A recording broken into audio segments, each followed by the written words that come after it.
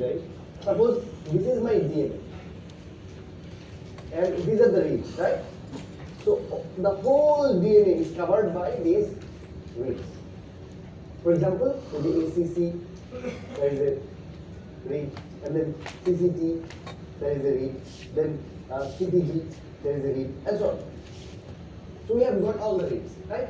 So that means কোনো কিছু missing যায় না, এইরকম একটা assumption নিয়ে আমরা শুরু করছি. So the problem that we are considering is much easier to the real assembly problem. But we will try to solve this first and then try to see how a realistic assembly problem can be solved or what are the challenges to that one. তো এখানে আমরা বলছিলাম যে এই যে আমরা যাই যে perfect coverage, read same length এবং নো এরর্স. যদি পারফেক্ট কভারেজ হয় then we get an advantage এবং এরর নাই আমরা অ্যাডভান্টেজ পাই. কেমন advantage pi?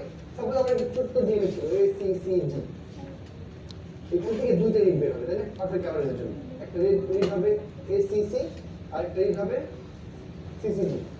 So if this is a perfect coverage and no errors, then the suffix of this read must be equal to prefix of the other read.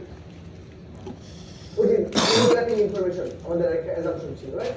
So এই overlapping information যদি থাকে তখন আমি করব কি দুইটাকে node হিসেবে চিন্তা করব, গ্রাফে নোড হিসেবে চিন্তা করব এবং এখানে একটা এজ দিয়ে দিব. এই এজটা বলতেছে যে এটা suffix and এটা prefix and this way if I take all the k-words then I will eventually get a graph. So these are all the k-words and I put all of them here এই গ্রাফটাতে এবং প্রত্যেকটা নোডের মধ্যে আমি একটা arrow দিয়েছি. যখনই arrow দিয়েছি এর মানে হচ্ছে যেমন এখানে একটা অ্যারো আছে, তারপর CCT and CTG, that means suffix of this one is equal to the prefix of this one, right? Everywhere this is correct. এই গ্রাফটার নাম কি বলেছিলাম আমরা? Overlap graph. এই গ্রাফে আমরা কি চাই? এই গ্রাফে আমরা চাই, এই গ্রাফে আসলে আমাদের জিনোমটা আছে. এই যে স্ট্রিংটা, this string is my genome. এই স্ট্রিংটা এই গ্রাফের মধ্যে আছে. And the red path shows you that genome, right? তারপরে genome is a path in the overlap graph. Overlap graph এর মধ্যে genome একটা path হিসেবে থাকে. Now if you look at the assumptions, k-mers are perfect coverage. k-mer এর যে কম্পোজিশনটা ছিল সেটা ছিল perfect coverage of the genome, right? কারণ যদি একটা পর একটা k-mer রিড করে যায় তাহলে কি ভাবতে পারবো কথা না? Right? So I have to start from one k-mer, then take the edge, another k-mer, এভাবে সবগুলো k-mer রিড করতে হবে. So I have to traverse all the vertices, all the nodes. So I need a path which traverses all the nodes, but no node twice. কোনো node দুইবার সে traverse করবে. এইরকম একটা path দরকার.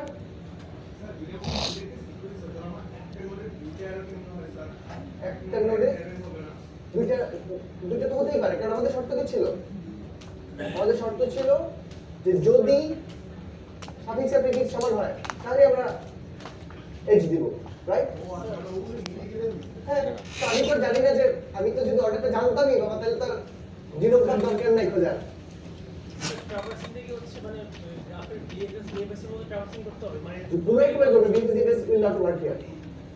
Yes, BFS বা DFS লাগবে, কিন্তু BFS DFS দিয়ে you don't know the start and you also don't know the end and you don't know how they are connected. So BFS যদি কাজ করে তাহলে তো ভালোই হতো.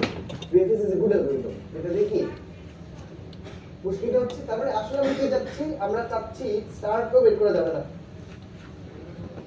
আমরা চাচ্ছি এমন একটা গ্রাফ, সাপোজ এরকম একটা গ্রাফ আছে আমাদের.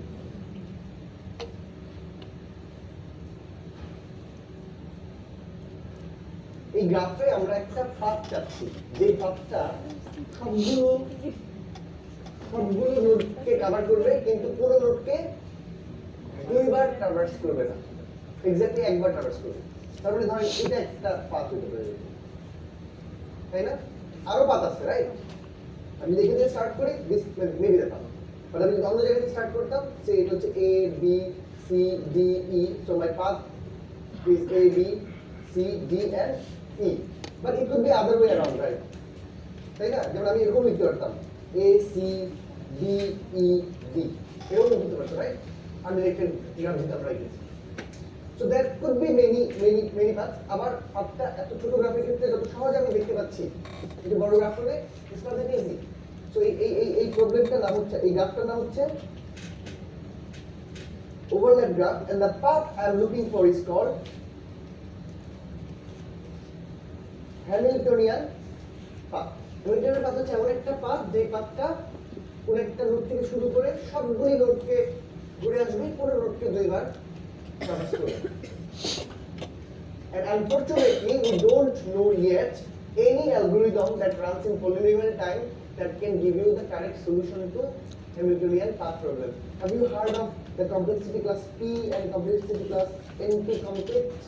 So Hamiltonian path falls into NP complete group. So that means আমি একটা exponential time algorithm পেতে পারি, যেটা কিনা সব পাথ enumerate করে একটা পাথ আমাকে দিবে, কিন্তু এখনো পর্যন্ত আমাদের পলিনোমিয়াল টাইমে রান করে এমন কোনো অ্যালগরিদম আসলে জানা নাই। তো আমরা যে এই জিনোম পাথ প্রবলেমটাকে গ্রাফে নিয়ে গেলাম এবং গ্রাফের একটা প্রবলেম হিসেবে এটাকে ট্রান্সফর্ম করলাম, লাভ হলো?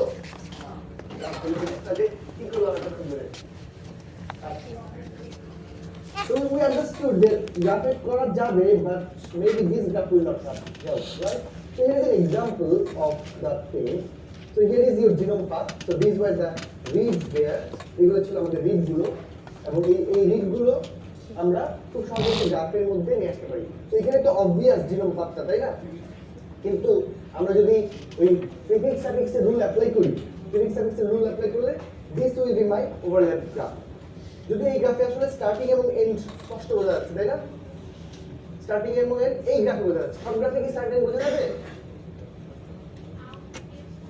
যেমন এখানে আউটগোয়িং এজ নাই, এজন্য বোঝা যাচ্ছে, কিন্তু আউটগোয়িং এজ থাকতেই পারে, because the string is GTT. So if we have some string here which starts with TT, then there will be an edge. Then I don't have any idea about the ending edge, right? Similar goes with the starting node as well, right? So এইখানে still আমরা কি বুঝতে পারতেছি যে এখান থেকে start হবে এবং এই সোজা করে যাবে, রাইট? গ্রাফটা যদি একটু ডিফারেন্ট হয়ে থাকতো, এবার একই গ্রাফ, the same graph, এবার পাওয়া যাচ্ছে? The problem is not that easy. But in any case, we know that this problem is NP complete. So we either আমরা এখন আশাহত হয়ে এটা বাদ দিয়ে দিতে পারি, অথবা অন্য কোনো কিছু চিন্তা করতে পারি। So this graph will not help. So overlap graph will not help. We have another graph which we call De Bruijn graph. De Bruijn graph will help. So what is a De Bruijn graph?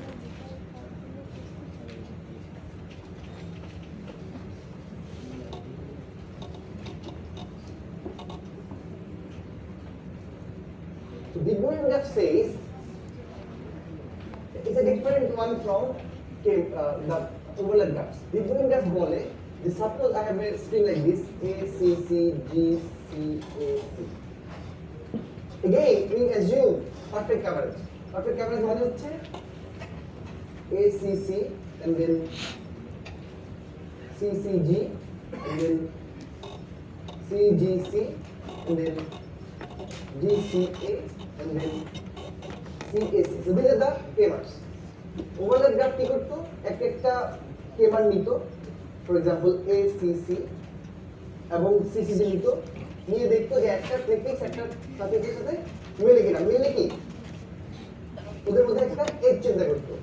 De Bruijn graph বলে here the nodes will be prefix and suffix. So there is a difference. Overlap graph A node ছিল হচ্ছে k-মানগুলো, এখানে node হবে prefix and suffix, and the edges will be k-mers. Edges will be k-mers. How is that? So ACC এটা হচ্ছে prefix, এটা হচ্ছে suffix. So I will create AC and CC as nodes, and this will be my edge, and this edge will be ACC. In this way, I will convert each of the k-mers into pair of nodes connected by one edge. So this CCG guy, it will be CC to CG, and then this CGC guy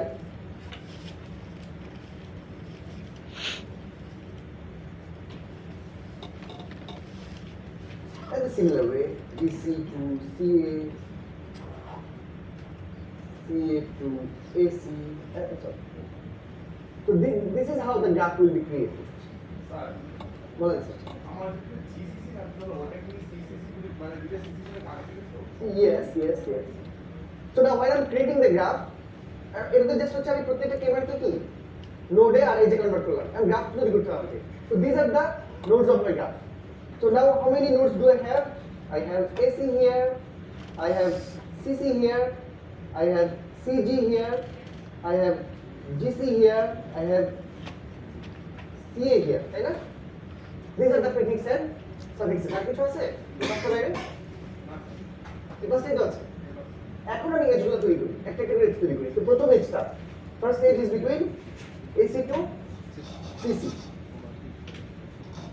the second is between CC to GC, third is between এটা ভুল করছি CC to CG, তারপর হচ্ছে CG to GC, তারপর হচ্ছে GC to CA, তারপরটা হচ্ছে CA2. So that's how my graph looks like, right? This graph is called the Bruin graph. আমাদের আগের যে genome pathটা ছিল, that genome path was a traversal of the vertices, traversal of the k-mers, right? Here also we want traversal of the k-mers. So previously k-mers were nodes. That's why we are interested in a path that goes through all nodes. Here the k-mers are edges. That's why we want a path that goes through all edges. There's a difference, right? আগে আমরা চাইতাম এমন একটা path যে পাথটা সবগুলো নোডের ভিতর দিয়ে যাবে, কোনো নোড দুইবার যাবে।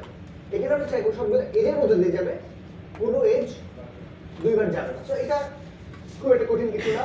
এই গ্রাফের জন্য যেমন এটা খুবই সহজ, রাইট? রিয়েলি সি ইট, লিটারালি সি। সো আমি যদি যে কোনো একটা থেকে শুরু করি, এসি থেকে শুরু করি, so this will be my path, right? And interesting, this is cycle as well, right? Because it started and ended in the same place, AC এবং AC last again. So this path we call it Euler path. And fortunately, finding Euler path or Euler cycle in a graph is a problem that is much easier compared to Hamiltonian.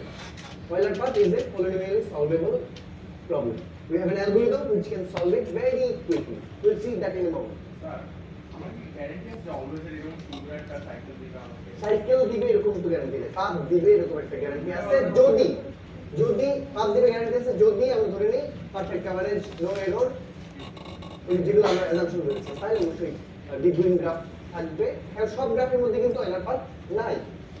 আমরা একটু দেখি যে Euler path কোথায় থাকে কোথায় থাকে না। এক্ষেত্রে কিন্তু স্যার আমার মানে স্টার্টিং নোট দিয়ে দিবে, বলে দিবে। তো কখনোই স্টার্টিং নোড দিয়ে দেবে না। তাহলে কি হিন্টসটা কি দিবে? Let's see if we can find their starting node. Okay. আমাদের যে অ্যাজাম্পশন এখানে স্টার্টিং নোড বের করা আসলে সহজ। মেবি যেমন এখানে তো মিলে গেছে এটা, তাই না? তো স্টার্টিং নোডের কোনো উপায় আছে? না, বুঝতে পারি।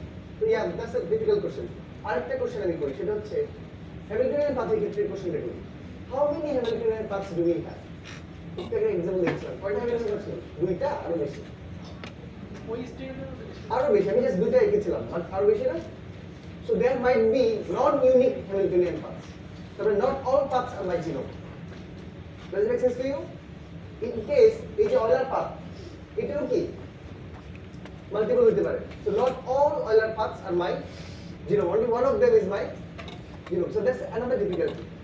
যদি একাধিক path থাকে, শুধু starting ending এর জন্য যে এটা হয় তা না, আরো অনেক কারণ হতে পারে. So let me go back to my slides to show you the examples.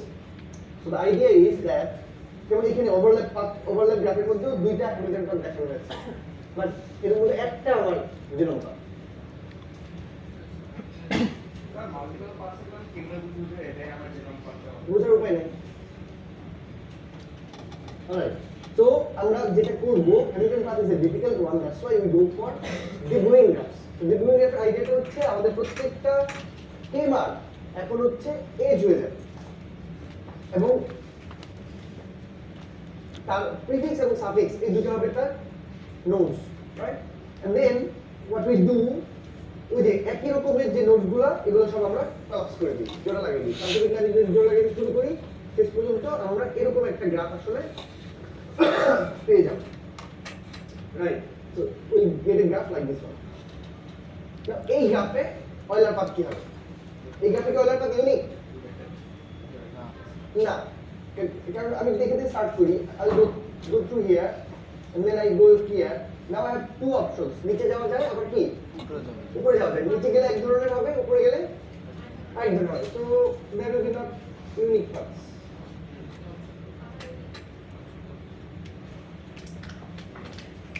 So this is one of the Euler paths, right? And did you see that I didn't remove my pen? Right? পেনটা remove করেছি কোথাও? না। Continuous চলেছে না? So Euler path যদি থাকে তাহলে you don't need to remove the path to draw that. Right? আমাদের অ্যালগরিদমটা এই কলম যে তুলে নিয়ে আমি এটার সাথে রিলেটেড আছে। Yes, একটা নোড দুটো ট্রাভার্স হবে, কিন্তু কোনো এজ দুটো ট্রাভার্স হবে। Whereas in Hamiltonian path problem, কোনো নোড দুইবার ট্রাভার্স হবে। So this is different. Sorry. না, হ্যামিল্টনের পাথে এই যে দুটো ট্রাভার্স হবে। না, বেস দুটো ট্রাভার্স হবেই না, কারণ হচ্ছে যে একটাই দুইবার ট্রাভার্স হবে মানে কি? ওই দুটো নোড কি? দুইবার পাথ। তো প্রশ্ন আসে না। Right? So this is an easier problem. Let's see the solution and let's see the history, a little bit of history behind this. Alright. So yeah, the construction is easy. So basically, there's a city in Koenigsberg, Russia. এই রাশিয়াতে এই যে শহরটা দেখা যাচ্ছে, এই শহরে একটা নদী ছিল। এই নদীর কারণে আপনি দেখেন এখানে মাঝখানে একটা আইল্যান্ড আছে, তাই না? And then there are other islands. এখানে একটা আইল্যান্ড, এখানে একটা আইল্যান্ড, and চারটা আইল্যান্ড আছে, একটা ব্লু, একটা গ্রিন, একটা অরেঞ্জ, একটা red. And there are bridges, right? So this is the bridges of Königsberg problem. এই শহরের লোকজন হচ্ছে এখানে এই ব্রিজগুলো দিয়ে একটা আইল্যান্ড থেকে কি আরেকটা আইল্যান্ডে যেতে পারে।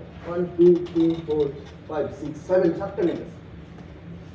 So the problem that they proposed, these people, the crazy people, মানুষের মাথায় কি বুদ্ধি দেখেন যে আমরা এই আইল্যান্ডগুলোর কোন একটা জায়গা থেকে হাঁটতে শুরু করব, প্রত্যেকটা ব্রিজ ক্রস করব, কোন ব্রিজ দুইবার ক্রস করব না, can I come back to the same place? So that's the problem they have, right? So it's very much similar to our Euler path original sequence problem from the pattern. আমরা যদি ধরে নেই যে আইল্যান্ডগুলো হচ্ছে node, গ্রাফের node, তাহলে ব্রিজগুলো কি হয়? Edges, bridge connectors. So the whole graph, the whole city here can be converted into a graph like this. So there are 7 edges, and these are the islands. So can you start from any of the islands, and you go, and you have to come back there, right? If I take this one, I cannot come back. Can I check to the edge? দুইবার নিব না, তাহলে এদিকে যদি চলে আসে কোনো কারণে তাহলে বাধ্য হবো এজ দুইবার নিতে। আমি যদি এদিকে যাই তাহলে আমাকে এদিকে চলে আসতে হবে দুইটা ব্রিজ, তিনটা ব্রিজ ইউজ না করি, কিন্তু আমি এদিকে যাই তাহলে আবার এটা ইউজ হলো না, এটাও ইউজ হয় না এখন পর্যন্ত, আমি আবার এদিকে চলে আসতে হবে, রাইট? সো আসলে এই গ্রাফে এই ধরনের কোনো পাথ এক্সিস্ট করে। So Euler noticed that and he immediately proposed the theorem. যে কোন ধরনের গ্রাফের জন্য এই ধরনের পাথ বা সাইকেল থাকবে। They were looking for a cycle because they wanted যে আমি যে জায়গা থেকে যেতে শুরু করেছি ঘুরে ফিরে কি আবার ওই জায়গাতে ফেরত আসবো, right?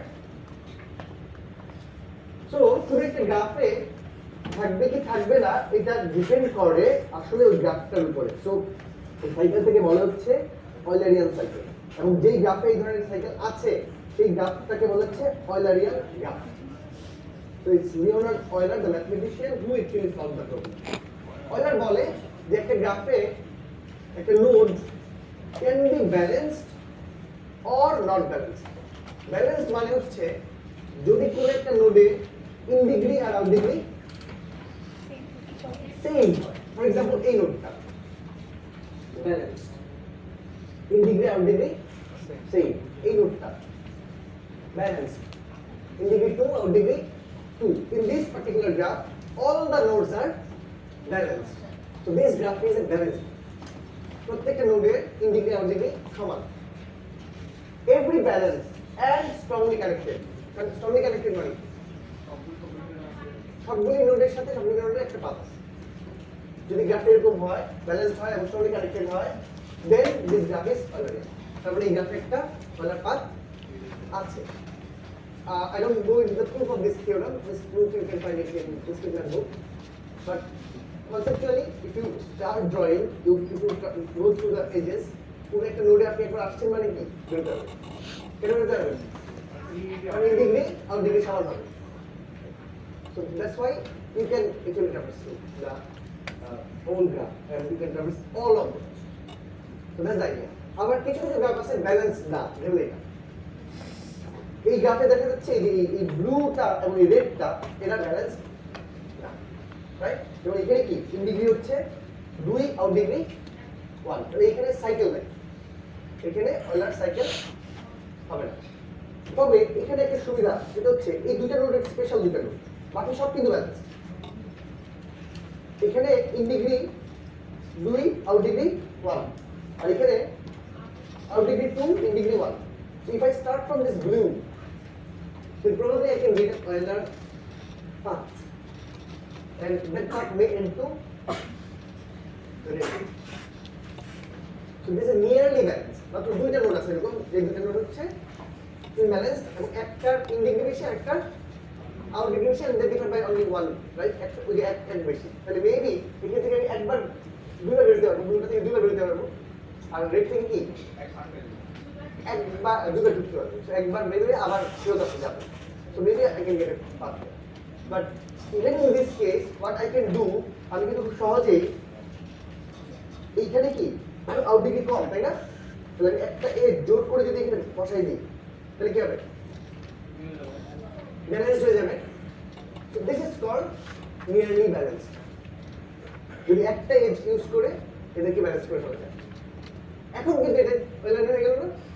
Now if you can find the Euler path which will start from blue and end at red, you can just delete the other edge and it will be a Euler path. তাহলে আমাদের যে De Bruijn graph, এই De Bruijn graph কি balanced হবে না imbalanced হবে? Imbalanced হবে। Start node maybe imbalanced. Start node তার কি ইন ডিগ্রি কম না, এন্ড নোড তার কি আউট ডিগ্রি কম হবে। তাহলে আমি একটা এজ অ্যাড করে দিলে কি ব্যালেন্স হয়ে যাবে। তারপর আমি অয়লার সাইকেল বের করবো, ওই এক্সট্রা বাদ দিয়ে দেবো, তাহলে কি হবে? স্টার্টিং এন্ডিং পেয়ে যাবো। সম্ভাবনা কম, বাট যদি এরকম আমরা দেখি যে এরকম নিয়ারলি ব্যালেন্স কিছুটা পাচ্ছি, তাহলে আমি একটা এজ অ্যাড করে দিই। Alright, so what is the algorithm? The algorithm is very simple. Now try to understand the algorithm. So algorithm হচ্ছে ওই যে আমরা এক জায়গা থেকে শুরু করলাম, কলম না তুলে কি যাচ্ছিলাম না, উইল ফলো দ্যাট।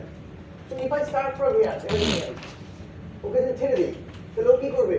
ও কোনের দিকে যাওয়া শুরু করবে, তাই না? তো ফর এক্সাম্পল সে যাওয়া শুরু করলো এখান থেকে, তো এখান থেকে যাওয়া শুরু করলো, এখানে গেল, এখানে চলে আসলো, আটকে গেল না সে? But this is cycle, right? Now I can ask the end যে তুমি যে this is so for the path, I can call it 1 2 3. Now এই যে পাথটা সে পেল, or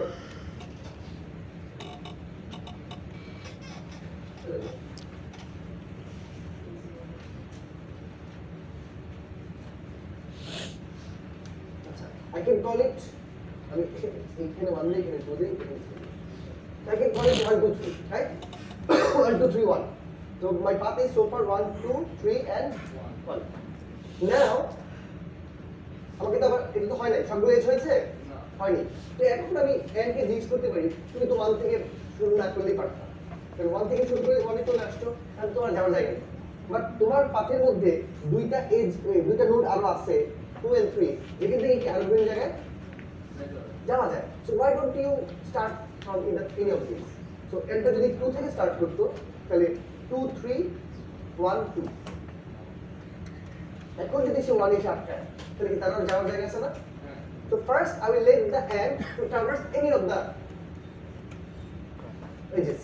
তাহলে ant এখান থেকে 1 থেকে 2 তে গেল 2 থেকে 3 তে গেল 3 থেকে আবার 1 আসলো 8 তে গেল 8 তো যাওয়ার জায়গা নেই।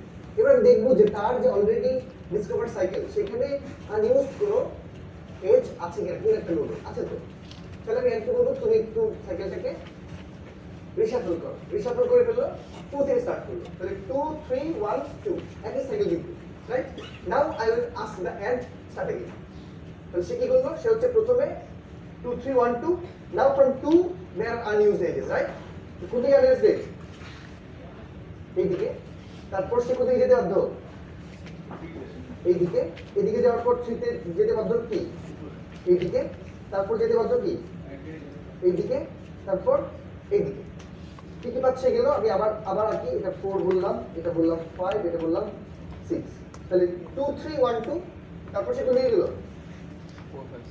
4 3 5 6 2 আবার কে গেল সে আবার তাকে আমি একই প্রশ্ন করবো একটু আগে যেটা করেছিলাম সেটা কি তোমার unused কোনো পাথ আছে না yes there are two edges possible একটা হচ্ছে 5 আর একটা কি 6 এর so I will ask it to reshuffle the starting point তো either 5 থেকে অথবা 6 থেকে so সাইকেল কিন্তু অলরেডি সে পেয়ে বসে আছে তার সাইকেলটাকে সে জাস্ট একটু রিওরিয়েন্ট করবে তারপরে starting can not be 2 starting should be either 5 or 6 right so আমি যখন 5 থেকে শুরু করি 5 এর পর কোথায় যাব 6 6 এর পর 2 2 এর পর 3 3 এর পর এই যে 5 6 2 তারপর 3 1 2 এখানে লিখতে আর কিছু দরকার নেই ঠিক আছে আগে সাইকেল থেকে আমি জাস্ট হচ্ছে একটু রোটেট করে লিখলাম আগে কেন করলাম পরে না করে